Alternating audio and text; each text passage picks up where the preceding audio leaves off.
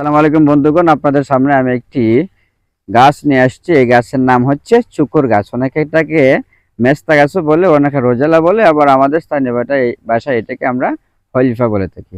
এই হলিফা কিন্তু একটি টক জাতীয় তরকারি খাওয়া যায় এটা দিয়ে, এমনকি এই হলিফা গাছের পাতা দিয়ে, অর্থাৎ এই রোজেলা গাছের পাতা দিয়ে কিন্তু এইটা ভালো ধরনের ভর্তা খাওয়া যায়, ভালো ধরনের টক জাতীয় তরকারি খাওয়া যায়। এটা বিভিন্ন রোগেরও উপশম করে থাকে, যেমন ডায়াবেটিস যাদের আছে, ডায়াবেটিস সে রোগীদেরকে এই এই চুকুর পাতাটা খাওয়াটা বেশি দরকার বা বেশি জরুরি।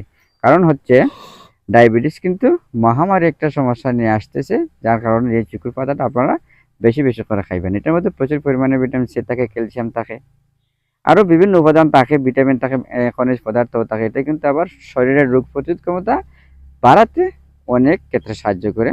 অর্থাৎ প্রচুর পরিমাণে এই চুকুর পাতার মধ্যে অ্যান্টিঅক্সিডেন্ট আছে। এই চুকুর পাতার গাছগুলা যখন বড় হয় তখন কিন্তু এটার মধ্যে লাল লাল এক ধরনের গোটা ধরে, এটাকে আমরা চুকুর ফল বলে থাকি। ওইটার স্বাদও, এই চুকুর ফলের স্বাদও কিন্তু টক জাতীয় স্বাদ। এমনকি এটাতে বিভিন্ন ধরনের তরকারি খাওয়া যায়, শ্বাস নিয়ে খাওয়া যায়, মানে মিঠা তরকারি কিন্তু ওই চুকুর পাতার গোটা দিয়ে কিন্তু খাওয়া যায়। এমনকি চুকুর পাতার গোটা দিয়ে কিন্তু উন্নত মানের এক ধরনের চা তৈরি করা হয়, যাহা ইউরোপে অনেক দামে বিক্রি হয়।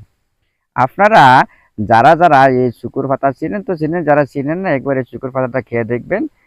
যদি ভালো লাগে তাহলে মনে করেন ভবিষ্যতে ব্যবহার করবেন।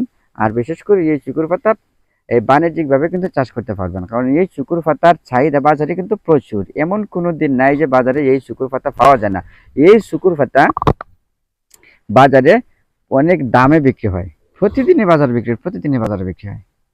যাই হোক, সবাই সুস্থ থাকেন, ভালো থাকেন।